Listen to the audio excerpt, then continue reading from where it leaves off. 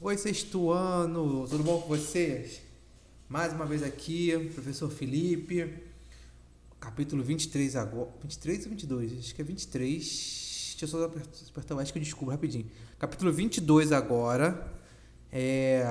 Texto legal ainda. Hoje a gente vai dar um. Eu vou trabalhar, não vou. Por mais que vocês estejam. Perdão.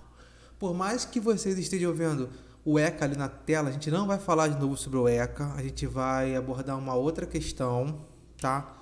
A gente vai trabalhar um pouco mais de poesia hoje, poema.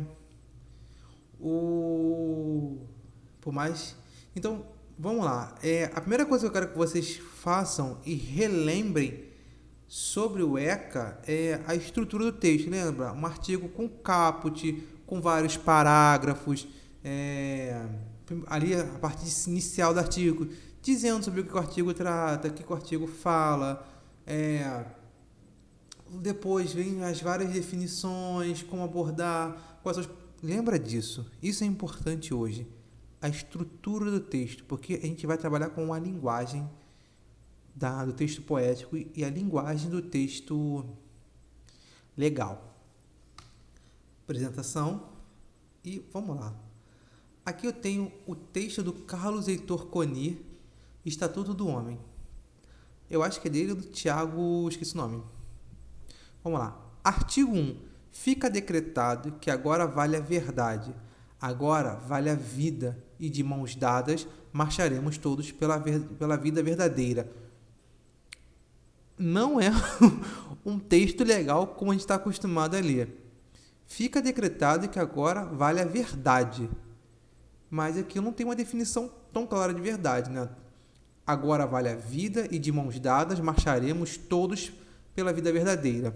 O artigo 1º está um pouco... Ele deu uma abertura demais para a gente interpretar, fazer a interpretação que a gente quiser. Artigo 2.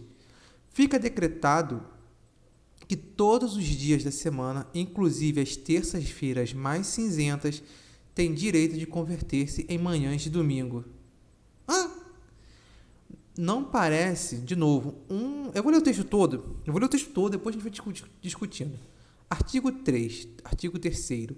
Fica decretado que a partir deste instante haverá girassóis em todas as janelas, que os girassóis terão direito a abrir-se dentro da sombra, que as janelas devem permanecer o dia inteiro abertas para o verde onde cresce a esperança. Para quem não sabe, o girassol tem esse nome porque ele segue o sol enquanto o sol está passando no céu. Vamos lá, eu aproximei um pouco para não ficar muito distante. Artigo 4º. Fica decretado que o homem não precisará nunca mais duvidar do homem, que o homem confiará no homem como a palmeira confia no vento, como o vento confia no ar, como o ar confia no campo azul do céu. Parágrafo único. O homem confiará no homem como o menino confia em outro menino. Lembra o parágrafo que é a aplicação da lei? Artigo 5º. Fica decretado que os homens estão livres do jugo da mentira. Nunca mais será preciso usar a couraça do silêncio nem a armadura de palavras. O homem se sentará à mesa com o olhar limpo, porque a verdade passará a ser servida antes da sobremesa. Artigo 6º.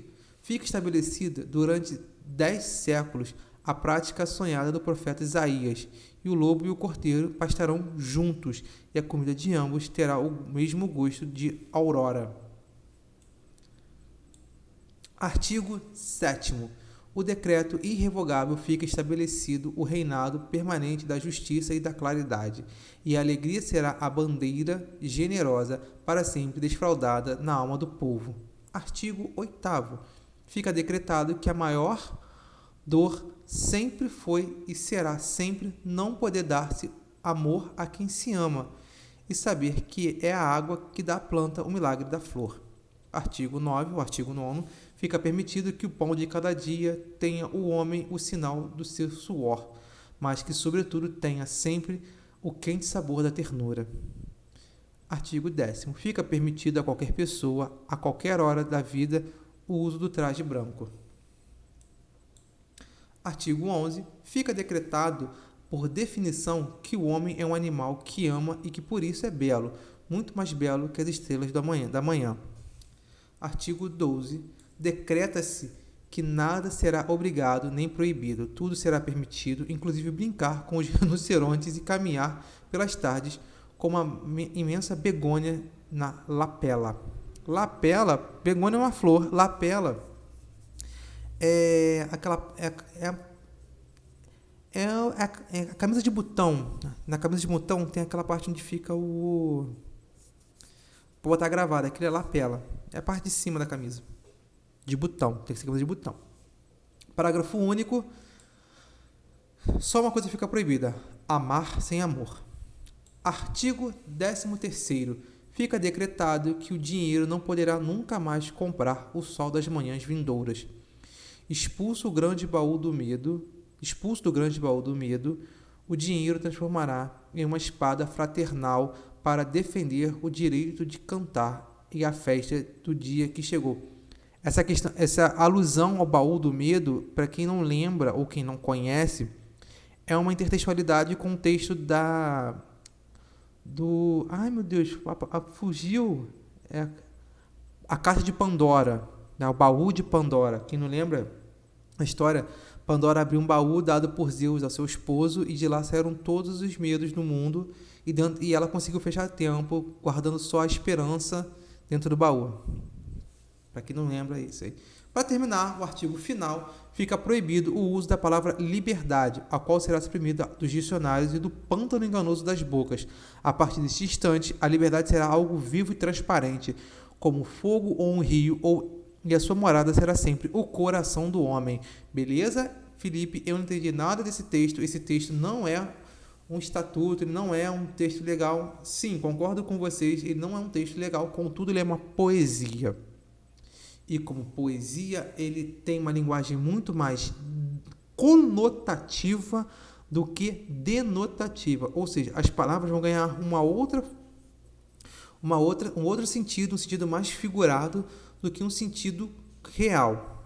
É isso que a gente tem que tomar cuidado. E é por isso que a gente vai cair aqui nessa parte da aula, nesse subtítulo, que lembra, tem ambiguidade, metáfora, comparação, hipérbole, personificação, ironia e paradoxo. Eu não vou falar todos de novo, mas a gente tem que entender que esse texto ele tá banhado de ambiguidade, de personificação. O artigo final aqui, acontece a personificação da liberdade. A liberdade ela sai da boca do homem. A gente não pode falar levianamente liberdade.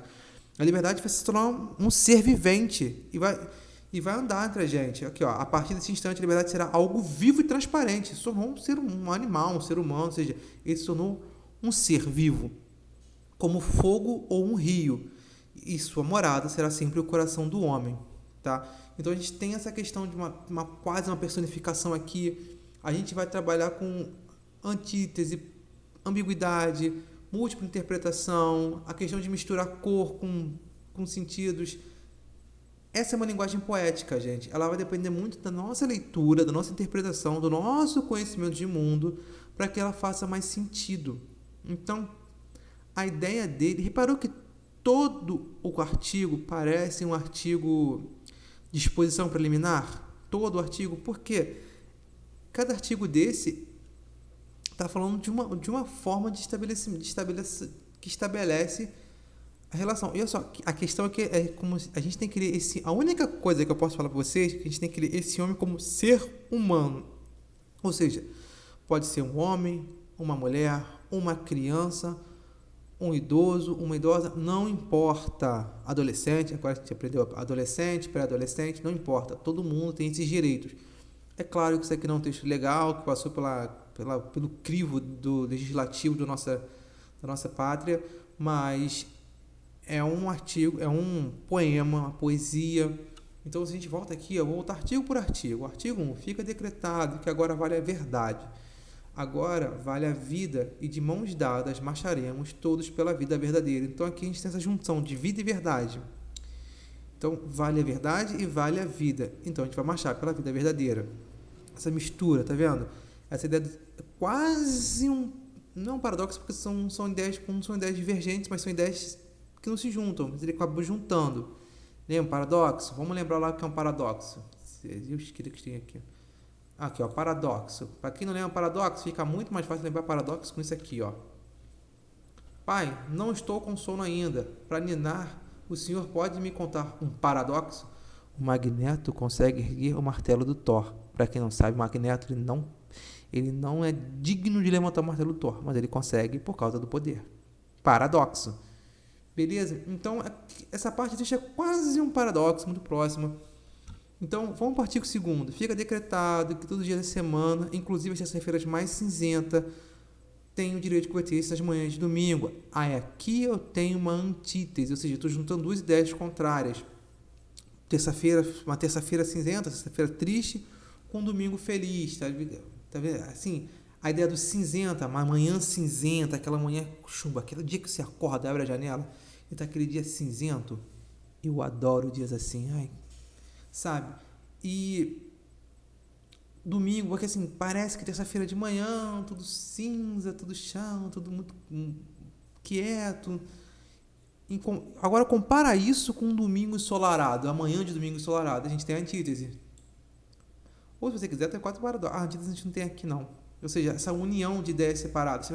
E isso, essa liberdade na escrita, de usar a linguagem conotativa, em vez da denotativa. A denotativa, ela vai ser, que é o sentido real, a linguagem real, ela vai ser muito usada aqui, no texto. Perceberam a diferença?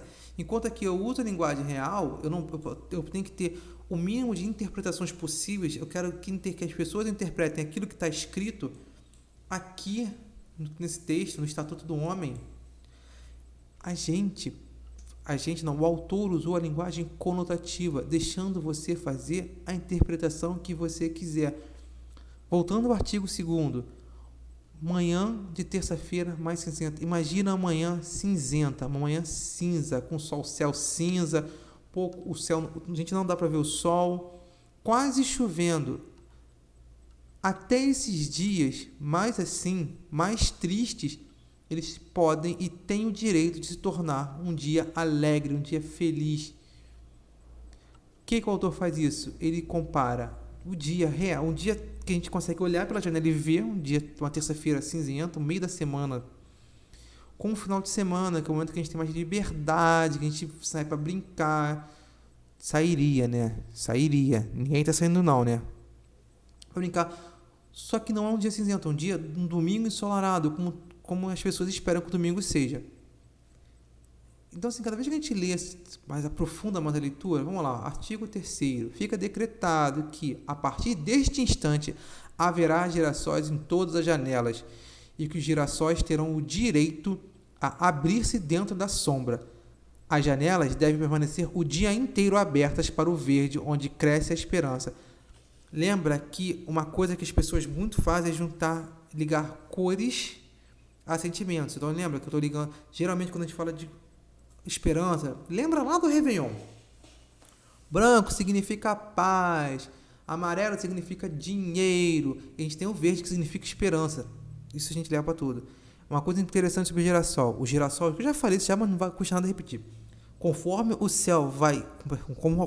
sol vai passando pelo céu, o girassol vai seguindo o céu no sol. Quem joga Minecraft dá pra ver isso. No Minecraft tem essa questão. No Minecraft, você fica vendo o girassol, fica parado vendo da hora que o sol nasce até a hora que o sol se põe. Se você ficar olhando o girassol no Minecraft, ele vai seguindo também. Por isso que o nome é girassol, ele gira junto com o sol. Eu acho que, se eu não me engano, de noite ele se fecha e só abre quando o sol nasce de novo. É isso, gente. Assim, é justamente conhecer esses pequenos detalhes, e a gente tem que ver que, por mais que esse texto seja muito bonito e fale dos direitos que a gente tem, de ter liberdade, de ter vida, ele é um texto poético, ele tem uma carga sentimental muito forte, ele tem uma abertura de interpretação muito forte, ele requer um conhecimento de mundo particular de cada um, para cada tipo de interpretação. Lembrou? Cada tipo de interpretação. Conforme você vai lendo isso, você vai fazendo vai fazendo isso aqui funcionar a ambiguidade. A ambiguidade, lembra? Desculpa. A ambiguidade que vai trabalhar esses vários sentidos da palavra, que vai Eu sempre pego essa do dinossauro que fica bem mais fácil. Entendeu? Pode mostrar pra gente que uma palavra só não tem. Uma palavra tem vários. Opa! Apertei o botão errado. Uma palavra tem vários sentidos. E é isso, ó. Metáfora, uma comparação direta. Vamos ver se a gente acha uma metáfora no texto. Aqui. Deve ter. Não, tem sim, ó. Fica decretado como nunca mais precisa duvidar do homem. Isso aqui é muito bonito, ó. Eu acho que aqui não tem metáfora, mas vamos. Não, tem sim. Ó, fica decretado. Aqui não tem metáfora, aqui tem uma comparação. Como é que eu sei que é comparação, galera? Olha o como aqui na frente, ó. Ó, fica decretado que o homem não precisará nunca mais duvidar do homem. Confiança. Que o homem confiará no homem. Como a palmeira confia no vento, como o vento confia no ar, como o ar confia no campo azul do céu. Aqui eu tenho uma comparação. Se o autor faz que o homem confiará no homem, aqui não tem como fazer a metáfora, mas aqui eu tenho a comparação. E por fim, parágrafo único. O homem confiará no homem como o menino confia no outro menino. Então tem a comparação, tá vendo todo esse jogo que a gente tem aqui, toda essa liberdade de falar que a palmeira confia no vento, a personificação da palmeira, porque assim, a gente não sabe se a palmeira não é um ser vivo que expressa confiança. Ele é um ser vivo, mas é um ser vivo que a gente tem como entender se ele expressa confiança ou não. Então, tá vendo como a linguagem é muito mais próxima da conotação, lembra? Conotativa, assim, sentido figurado, e muito mais distante da denotativa, o sentido real, o sentido objetivo daquela palavra. Então, eu posso interpretar de várias formas, dependendo do meu conhecimento. Então, isso é linguagem poética. A gente tem que tomar muito cuidado quando a gente lê os dois textos, tá? O texto legislativo, que a gente tem isso aqui como ECA, a Constituição de 1988, como a Carta dos Direitos Humanos, eles são textos legislativos e procuram usar uma linguagem menos conotativa, menos figurada possível, para ter uma interpretação única, para não ter inúmeras interpretações. Enquanto esse texto aqui, o objetivo dele não é legislar, não é criar uma legislação ou algo que nós devamos seguir, mas sim, ele traz para a gente algo mais voltado para a ética pessoal nossa, de o que seria bom ter, seria legal trazer para nossas vidas. Então, ele pode fazer isso de uma forma muito mais conotativa, puxando para a linguagem mais figurada, usando tudo isso aqui e ainda muito mais, que tem muito mais do que só isso aqui, para isso, tá? Só um adendo aqui que eu esqueci de falar. Eu vou pegar o artigo 9, para mostrar para vocês. Repara que quando eu leio um verso na poesia, eu não paro nesse momento aqui não, tá? Eu vou até o ponto. Olha como é que eu leio e olha que primeira vez, eu vou ler o artigo 9 e 10, eu vou mostrar a primeira leitura, vai ser a leitura como se deve ler. Repara, é assim que eu leio uma estrofe ou um verso, os versos na poesia. Artigo 9. Fica permitido que o pão de cada dia tenha no homem o sinal de seu suor, mas que, sobretudo, tenha sempre o quente sabor da ternura. Artigo 10º. Fica permitido a qualquer pessoa, a qualquer hora da vida, o uso do traje branco. Reparou como é que eu li? Eu li direto, como se fosse uma frase comum. Não se deve ler da seguinte maneira, assim, não se deve ler. Fica permitido que o pão de cada dia tenha no homem o sinal de seu suor, mas que, sobretudo, tenha sempre o quente sabor da ternura. Se eu leio desse jeito, colocando... Isso aqui não é uma linha, tá? O primeiro verso, o segundo verso, o terceiro verso e o quarto verso não são frases, não são linhas separadas. Ele tem um motivo muito mais de estilo para estar desse jeito, separado assim. Então, quando você vai ler, achou o ponto, lê até o ponto e vai até o ponto. Mesma coisa que eu fiz a pausa da Breze porque a vírgula permitia. Contudo, se eu ler da seguinte forma, fica permitido a qualquer pessoa, a qualquer hora da vida. O uso do traje branco, eu separei em 3 frases, uma frase única. Então, atenção aos pontos quando for ler uma poesia, ela vai fazer muito mais sentido. Repara só, vou ler só o nono. Artigo 9º. Fica permitido que o pão de cada dia tenha no homem o sinal de seu suor. Aí eu entendi. O que isso quer dizer? Isso aqui é uma metáfora, tá? O suor, perdão, não é metáfora, é um outro nome, que o suor está simbolizando o trabalho dele. Tá vendo a linguagem simbólica, conotativa? O suor simboliza o trabalho dele. A gente usa muito isso no nosso dia a dia. O suor simbolizar o trabalho. Então, quando o homem for pegar o pão, ele entende que aquilo ele batalhou para conseguir, ele trabalhou para conseguir aquele pão. Mas que, sobretudo, tem sempre o quente sabor da ternura. Então, a gente tem essa mistura de sentimentos, de sentidos, quente com ternura, que é uma coisa muito mais... Um sentimento com um dos cinco sentidos, que é o tato. A gente sente calor pela pele, Então, a gente tem essa questão dessa mistura também. Então, assim, quando ele pode sentir também aquele calor que é bom, que você fica... Aquele quentinho, gostoso quando a gente deita na cama. Então é isso, como se fosse um abraço. É isso. Então, quando for ler a poesia, toma cuidado com isso. Vê que a poesia ela sempre vai trabalhar muito a mensagem, como ela vai chegar a você. E de formas diferentes, ela vai usar muito forte. Essas formas e muito mais, muito outras que vocês vão aprender ao longo da formação de vocês. Isso da ideia que vocês consigam ver e interpretar e também usar, produzir no texto. Entender que vocês usam isso diariamente, paradoxo, metáfora. Beleza? Sexto ano, um forte abraço para vocês. Espero que tenham entendido. Espero que vocês fiquem bem. Tudo de bom para vocês sempre. Beleza? Um forte abraço de novo e tchau.